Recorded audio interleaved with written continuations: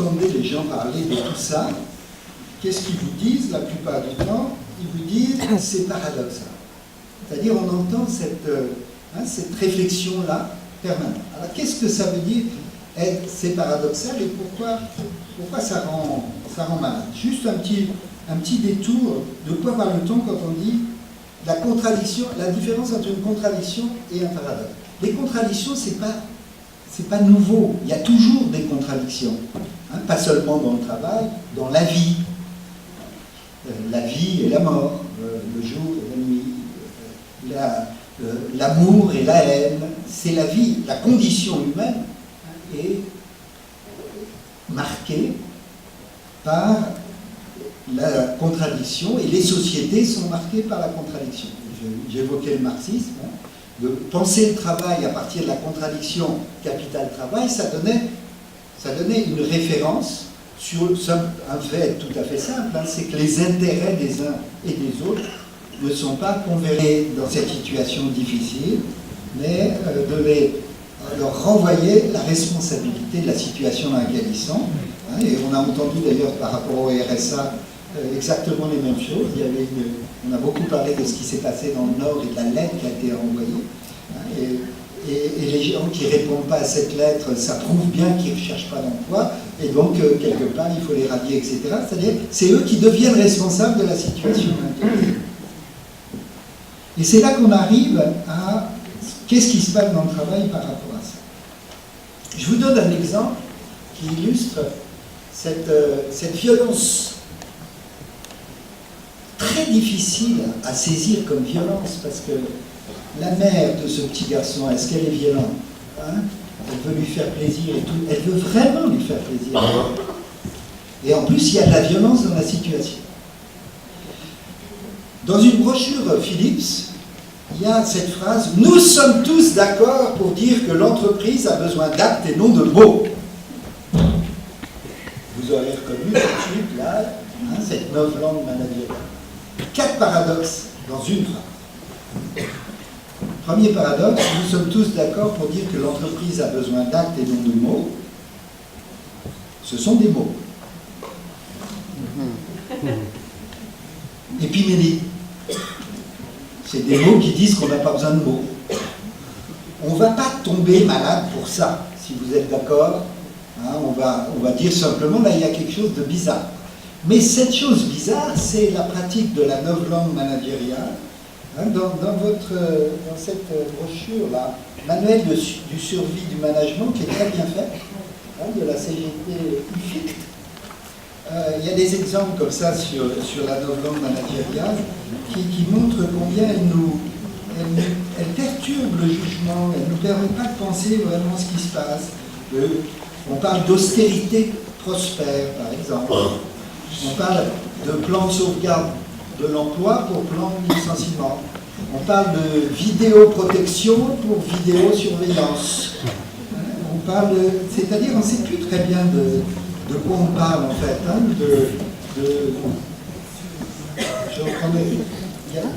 on parle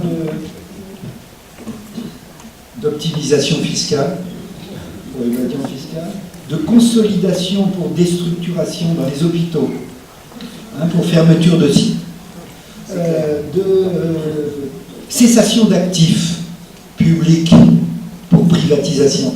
Ça ne dit pas tout à fait la même chose. Hein. D'abord, on ne comprend pas tout de suite ce que ça veut dire. Ensuite, hein, c'est ce que les linguistes appellent un oxymore, c'est-à-dire qui contient sa propre contradiction. Alors pour les poètes et les écrivains, les oxymores, c'est superbe, une obscure clarté, un silence assourdissant. Bon, ça dit quelque chose. Mais là, effectivement, quand on vous parle, par exemple, de risques psychosociaux, pour violence au travail ou pour souffrance au travail, c'est pas tout à fait la même chose. Et aujourd'hui, c'est même plus risques psychosociaux, on vous parle de qualité de vie au travail, parce qu'il faut être positif. On parle même de bien-être au travail. Ça a été abordé tout à l'heure, on ne sait plus de quoi on parle. Très bien. En tout cas, on ne se reconnaît plus dans ces façons d'exprimer les choses qui expriment à la fois une chose et son contraire. Et le plus flamboyant des oxymores, c'est aujourd'hui, on ne parle plus de logique de profit, on parle de return on equity. En anglais, ça veut dire le juste retour des capitaux investis. Et donc l'équité, c'est que ces capitaux reçoivent effectivement un juste retour. Return on equity. C'est magnifique comme entourloupette idéologique. J'ai l'impression de parler comme Salvador Dali. Comme magnifique comme entourloupette épistémologique et idéologique. Hein, c'est ça, c'est de l'art. Alors quand on le prend comme de l'art, c'est bien, parce que ça fait plaisir, ça donne un peu de souffle, de respiration, mais quand on le prend dans le réel, hein, des rapports sociaux, c'est un peu plus difficile. Deuxième paradoxe, j'ai pas oublié la phrase. Nous sommes tous d'accord. Nous sommes tous d'accord. Ça, c'est plus psychologique. C'est-à-dire, vous êtes des sujets libres de penser ce que vous voulez. Vous êtes autonome et vous êtes responsable. C'est pas moi qui vais vous dicter hein, ce que vous devez penser, pas penser, etc. Mais vous ne pouvez pas ne pas être d'accord avec ce chose. Ça, c'est soyez spontané. Je vous ordonne d'être libre. Un peu plus subtil. Aime-moi. Ça, c'est des paradoxes psychologiques qui vous mettent dans une situation hein, de pas pouvoir, bon, comme le petit garçon. Le troisième paradoxe, c'est ce nous. Nous sommes tous d'accord, c'est-à-dire ce marqueur collectif par excellence, alors que par ailleurs, dans cette entreprise, toute l'organisation promeut l'individualisme via la mise en place de dispositifs de management par objectif, de mesures des performances individuelles, d'avancement au mérite, de primes de résultats, etc.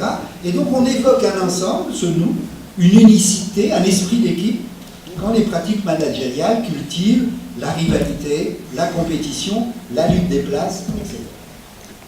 Et le quatrième paradoxe, c'est sans doute le plus fort là-dedans, c'est parce que c'est vraiment une révolution anthropologique, cette révolution managériale. Nous sommes tous d'accord pour dire que l'entreprise a besoin. Tiens, l'entreprise a des besoins. Pour les hommes. Moi, quand j'ai appris l'économie, c'était hein, comment on allait produire des biens et des services pour satisfaire les besoins des hommes. Non, là, c'est les hommes qui doivent devenir des ressources par rapport à une finalité qui est le développement de l'entreprise. C'est-à-dire que l'entreprise devient la finalité et le moyen pour satisfaire cette finalité, c'est l'humain. L'humain devient une ressource humaine pour satisfaire les besoins de l'entreprise.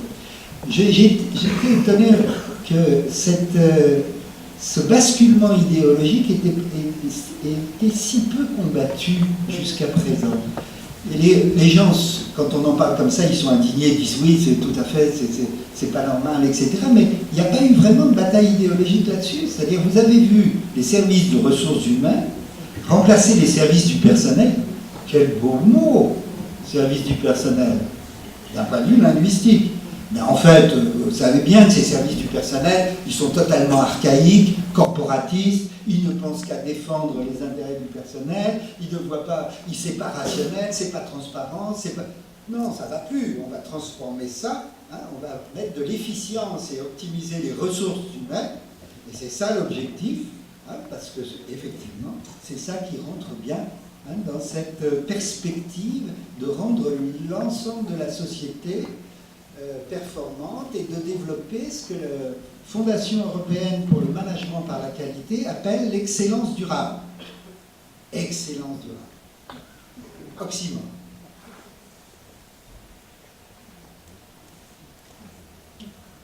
Une de mes doctorantes, Aude Harley, a fait sa thèse en montrant comment les gens dans les cabinets ministériels avaient totalement intériorisé l'idéologie de la culture de la haute performance. Et il y a un des chefs de cabinet, des directeurs de cabinet, qui lui dit « Je rêve, c'était il y a 10 ans, je rêve d'une France de 60 millions de Laure Manodou. »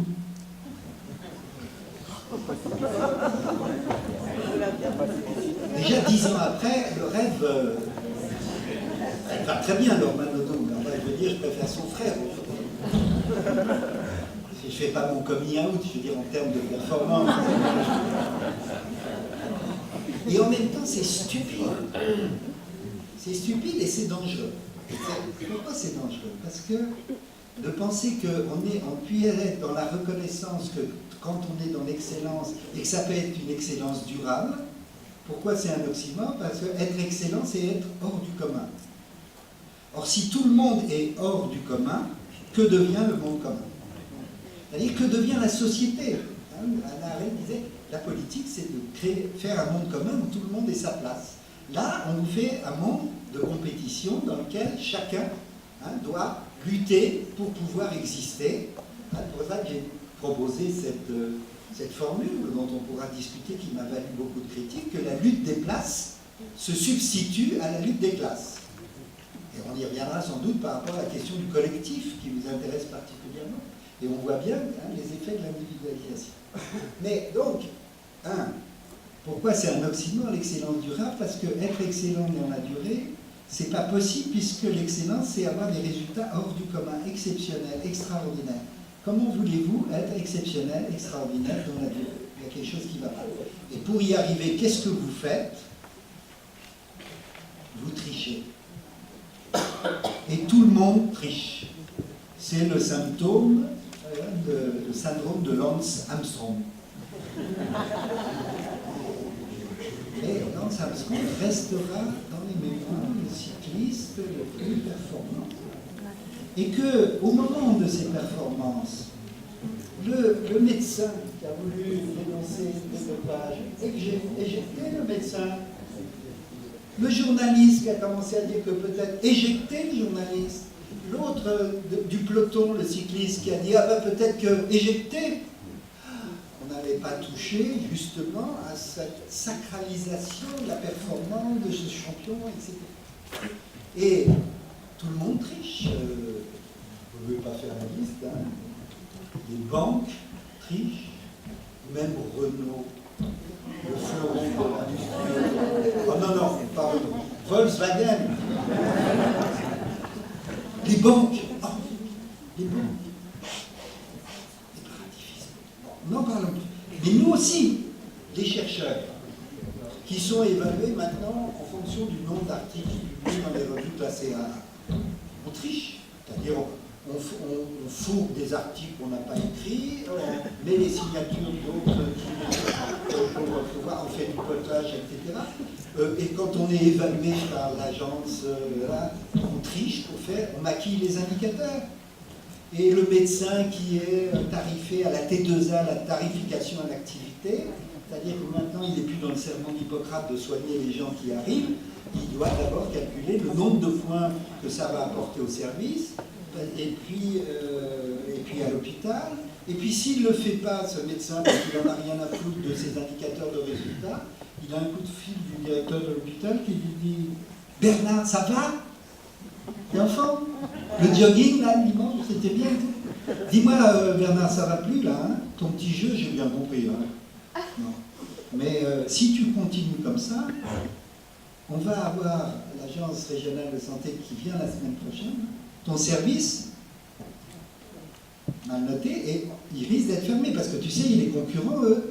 Et puis, si ton service ferme, c'est l'hôpital qui va fermer. Alors maintenant, tu fais ce que tu veux. C'est toi qui décides. Tout le monde est pris dans ce genre d'injonction paradoxale et paradoxale. Je vous donne juste un exemple d'évaluation à l'Amérique, un peu partout maintenant. Moi, je l'avais rencontré à l'American Express, mais il y a 30 ans. Cette histoire, elle a commencé il y a très longtemps. Mais elle n'apparaît aujourd'hui dans nos secteurs, en particulier du public, que très récemment. C'est, vous êtes soumis à ces nouvelles procédures du management par objectif, vous connaissez ça par cœur, donc vous avez un objectif 100, et vous êtes évalué régulièrement. Au début, c'était chaque année, maintenant c'est 3 mois, tous les 3 mois, d'autres c'est 1 mois, d'autres c'est tous les jours. ABCDE. Insuffisant. Excusez-moi, quand vous travaillez à l'American Express, être insuffisant, c'est absolument impossible. Depuis la maternelle, on vous prépare pour aller dans les meilleures classes, les meilleurs établissements, pour préparer les meilleurs prépas, pour faire les meilleures universités, les meilleures grandes écoles, pour décrocher la possibilité de travailler à l'American Express, vous allez toujours être excellent, vous ne pouvez pas être insuffisant. C'est tellement la honte que vous démissionnez même avant d'être évalué. D, c'est doit faire ses preuves. Vous êtes jeune, vous venez d'arriver, conjoncture un peu difficile, accident de parcours, on n'en parle plus. Mais bon, ce n'est qu'un mauvais passage. C, c'est satisfaisant. Vous allez quand même pas vous satisfaire d'être satisfaisant. Et satisfaisant, c'est le moyen, moyen, c'est quelconque. Non, non, vous visez B, above expectation, au-delà des attentes. C'est ça que vous avez intériorisé pour réussir, pour être reconnu. Le contrat narcissique dont je parlais tout à l'heure, c'est pas seulement un contrat de travail. Vous travaillez, c'est vous mobilisez pour remplir vos objectifs, c'est un challenge, c'est un défi. Donc vous faites B, 110. Et A, c'est clearly outstanding, clairement hors du commun. Alors A, c'est exceptionnel et tout, bien sûr, ça serait formidable. Mais alors vous faites B, et l'année d'après, vous n'allez pas régresser. Donc votre 110 que vous avez fait, il devient 100. C'est normal. Et ainsi de suite. C'est pour ça que l'excellence mène immanquablement à l'échec. Puisque vos objectifs ne cessent d'augmenter, et vos capacités pour les remplir, même si vous vous entraînez, si vous prenez... dopage, quoi, enfin quelques trucs pour vous mettre en forme, etc. À un moment donné, on s'essouffle, on n'y arrive plus, etc. Et quand j'ai eu l'occasion, et Dominique en parlera peut-être, d'analyser ce qu'on appelle maintenant l'autopsie psychologique sur les suicides, vous voyez que c'est souvent des gens qui ont été excellents, qui ont été reconnus, qui ont voulu, qui ont réussi, qui ont été récompensés.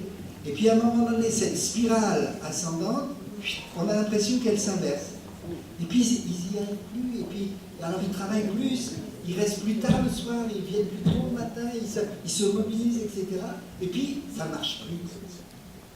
Et c'est pour ça que je vous donne cet exemple-là, parce qu'on voit bien que ce qui est compliqué, c'est que à la fois on peut dénoncer la perversion des outils qui sont utilisés, mais en même temps, ils sont paradoxants, c'est-à-dire que tout le monde a intérêt à rentrer là-dedans quand vous réussissez.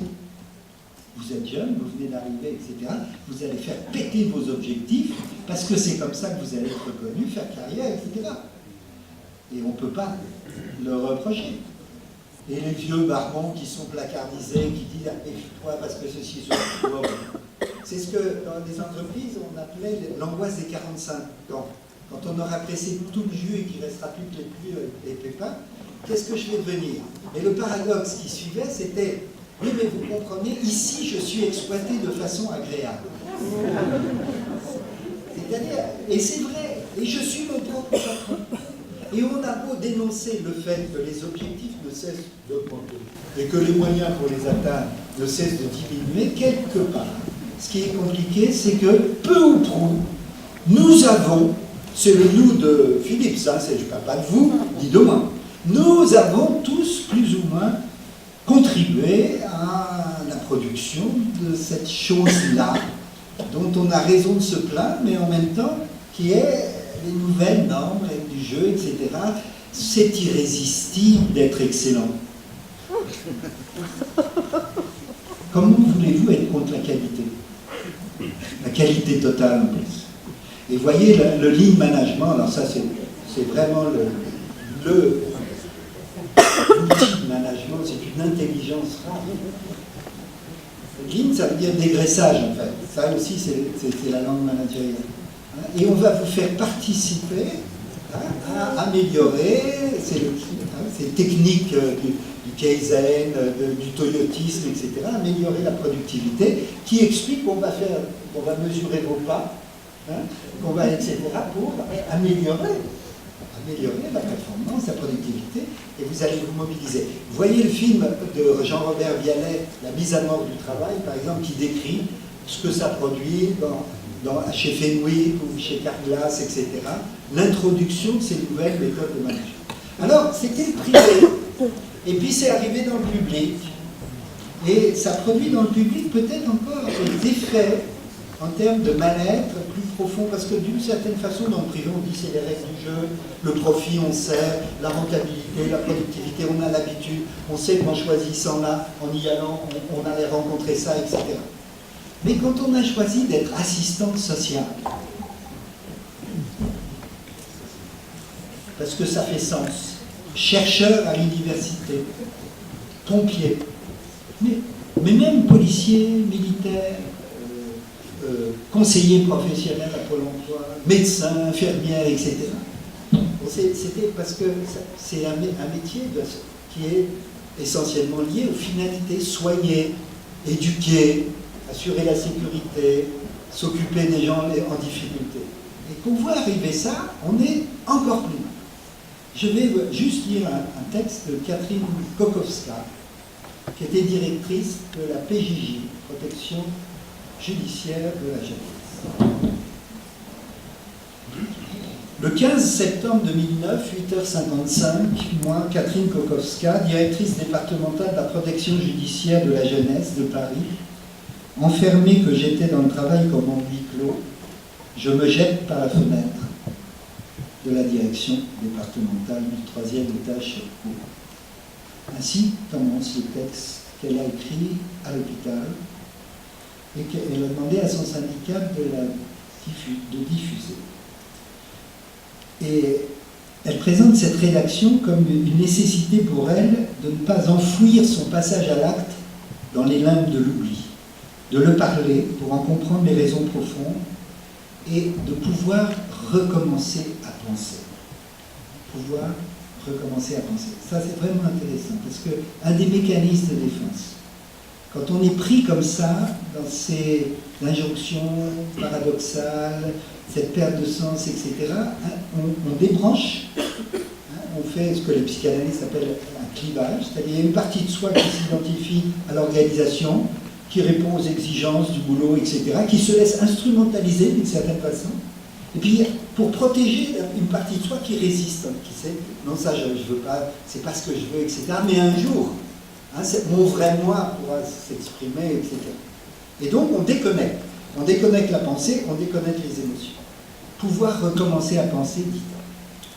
Et le passage à l'acte, non seulement c'est un mécanisme de défense aussi, que les psychologues connaissent bien, mais c'est pas, est-ce qu'on peut dire que c'est un mécanisme de défense, puisque ça fait partie de la culture de cette révolution managériale. Ici, pas d'état d'âme, l'important c'est l'action. Et que ici, il n'y a pas de problème, il n'y a que des solutions. C'est-à-dire, si vous amenez un problème sans amener la solution, c'est pas la peine de dire qu'il y a un problème.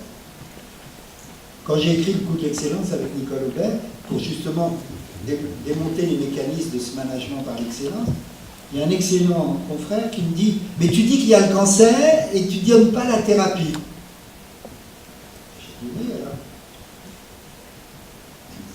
Et lui, il ne comprenait pas le « et alors » quoi. C'était avant Fillon, le « et alors ».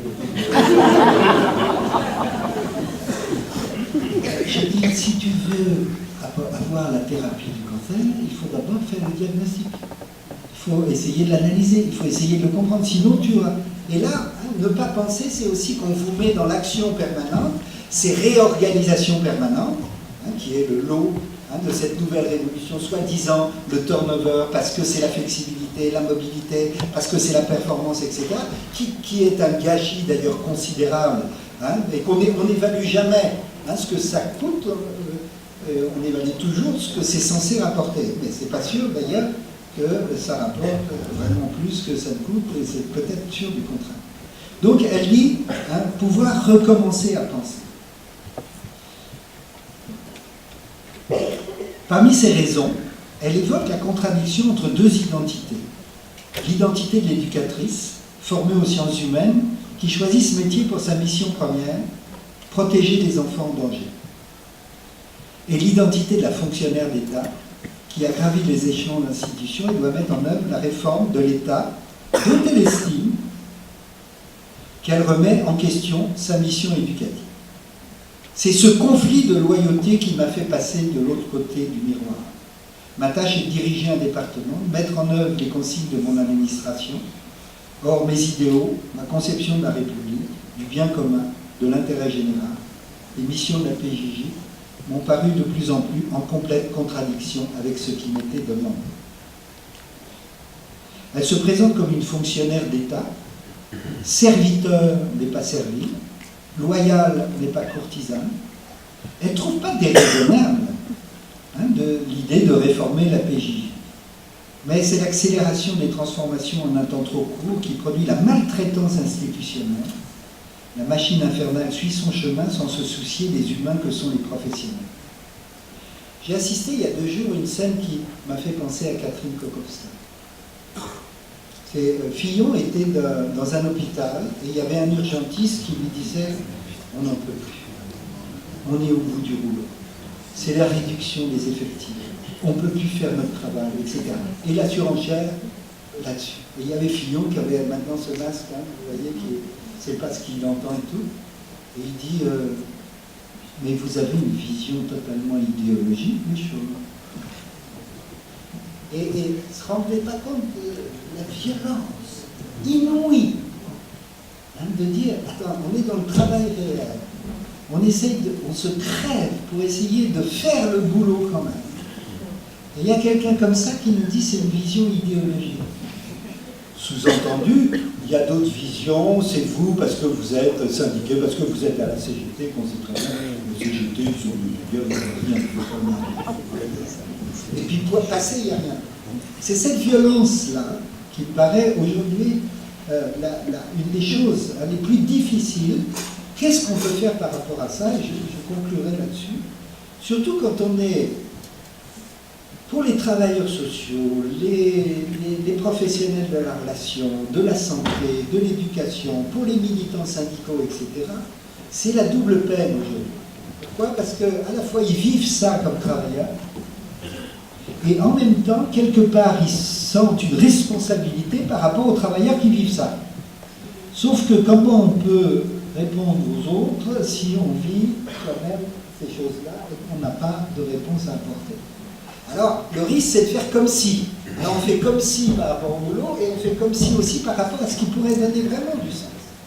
Et il me semble que c'est ce paradoxe-là qui est intéressant à pousser dans la discussion que vous aurez sur qu'est-ce qu'on peut faire par rapport à ça. Alors, si je prends mon petit garçon de tout à l'heure, qu'est-ce qu'il pourrait faire le petit garçon de tout à l'heure avec sa main? Comme psychologue, il pourrait faire ça, il pourrait faire quelque chose du genre maman, je t'aime. Positif, il faut aller à l'essentiel tout de suite. Et c'est vrai en plus qu'il aime sa maman, c'est sa maman. Maman, je t'aime. Je voudrais te dire quelque chose, je voudrais vraiment parler avec toi parce que il y a quelque chose qui me dérange, qui me met mal. Je voudrais essayer de t'expliquer. Tu veux bien m'écouter un peu? Tout à l'heure, là, tu m'as fait un cadeau, ça m'a fait vraiment plaisir. Alors j'ai mis la bouche et tu me dis pourquoi tu mets pas la main? Mais la main, tu comprends, maman? Quoi que je fasse, j'ai l'impression que tu me mets en difficulté, en défaut, quoi. Et tu sais, maman, en plus, ce qui est vraiment difficile, c'est que j'ai essayé, tu as raison. C'est vrai que je suis en train de te rendre folle. Quand je mets la rouge et la verte, ça n'a pas de sens, quoi. Mais tu sais, ce qui est difficile pour moi, c'est que tu me dis que c'est moi qui suis en train de te rendre folle. Peut-être, mais moi, j'ai l'impression que c'est toi qui me mets dans cette situation-là. Alors, si tu veux bien, maman, est-ce qu'on pourrait essayer d'en parler avec quelqu'un? Psychologue. Il faut bien que les psychologues vivent. Et en plus de ça, c'est pas complètement idiot de mettre un tiers là-dedans. Et donc, c'est quoi? Ça veut dire que quand quelqu'un est en souffrance, il a besoin de parler, d'être écouté, il a besoin d'un soutien psychologique, il a besoin de prendre du temps de parole, etc. Mais quand on est dans l'action syndicale, et qu'on est dans l'urgence, etc., et qu'on n'a pas été formé pour mener la lutte des classes et pas écouter la plainte pendant des heures des gens qui vont pas bien, et qu'on est habitué à batailler front contre les patrons, etc. Je veux dire, on n'a pas été formé pour ça, c'est pas la culture, quelque part. Mais en même temps, si on ne fait pas ça, on passe à côté d'un besoin absolument fondamental dans lequel sont tous les gens qui vont pas bien au niveau du boulot. Comme sociologue, dans les entreprises, je fais ce que je viens de faire avec vous, c'est-à-dire j'essaye de donner des outils de compréhension. Pourquoi les outils de gestion, les pratiques managériales, la nouvelle langue managériale escamotent en fait la réalité, le travail réel, la réalité des rapports sociaux, etc. Et donc je déconstruis ce langage pour essayer de... Comme universitaire chercheur, un des plus beaux cadeaux qui m'a été fait, c'est une personne que je ne connais pas, qui le jour où est sorti mon livre « La société malade de la gestion » m'envoie un mail comme ça, je ne sais pas comment elle a eu mon mail, le jour de la sortie du livre, je ne sais pas comment elle a eu, disant, elle me raconte toute son histoire dans l'entreprise, et elle me dit à la fin, je vous remercie, parce qu'en lisant votre livre, je me suis rendu compte que ce n'était pas tout dans ma tête. Et ça m'a touché vraiment, parce que les gens, la plupart du temps, vivent comme si c'était, puisqu'ils rencontrent le mal en eux, le mal-être en eux, ils ont l'impression que c'est un problème personnel, un problème psychologique, etc. Et évidemment, ils vont voir le médecin, le psychologue, etc. Et heureusement, parce que c'est vrai que ça ne va pas bien. Mais en même temps, le médecin, le psychologue, il est en même temps, parce que les troubles somatiques, psychosomatiques, etc., il sait que les causes, elles ne sont pas dans le corps ou dans le mental, ou la psyché, elles sont dans l'organisation du travail. Sauf que quand il le dit, il n'a que des ennemis. Donc il a tout intérêt à pas le dire. Mais parfois, lui-même préfère quand même le dire, sinon il va tomber malade à son tour. Parce qu'il va être pris dans quelque chose de paradoxal, de ne pas pouvoir faire bien son travail. Donc il est pris dans des contradictions comme ça. Alors la question, c'est comment on fait pour passer pour dépsychologiser ces problèmes et les renvoyer au niveau de l'organisation et au niveau d'un questionnement sur les outils de gestion, les modes d'organisation. Un des trucs les pires aujourd'hui, c'est l'organisation par projet et les appels d'offres permanents, etc., qui mettent les gens dans une compétition permanente et les empêchent d'avoir un suivi sur leur travail, sur leur production, etc. Et ça ces réorganisations permanentes et tout ça, ça se développe en permanence. Et là, je tiens à dire ici, puisque vous avez la délicatesse de m'inviter, c'est que ce qu'il faut bien voir, c'est que tous l'encadrement intermédiaire, c'est eux qui souffrent le plus de ça, comme Catherine Kokowska. Mais il faut savoir aussi que de plus en plus de dirigeants d'entreprises sont tout à fait conscients de ça, et vous avez deux réactions.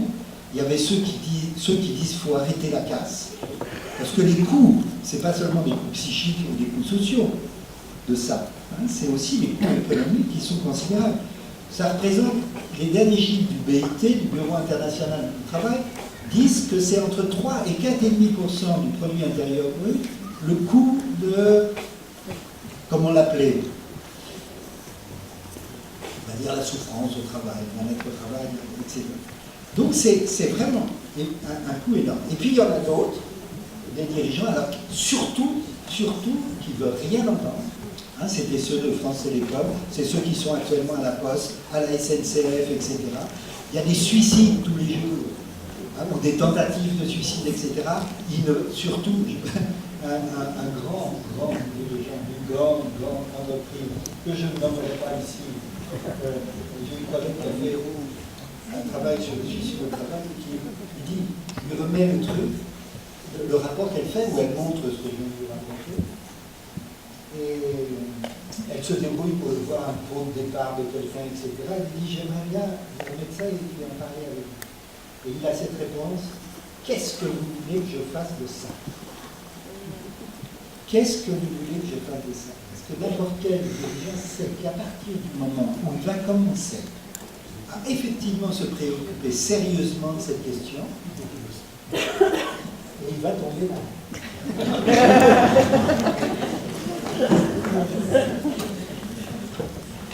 Mais pour que ce soit... Alors, moi je pense que c'est là... Comment on fait pour repasser au collectif par rapport à cette situation-là? Et je pense que pour passer au collectif, il faut passer aussi au politique. Il se trouve qu'ayant écrit des livres, j'ai été invité par un certain nombre de gens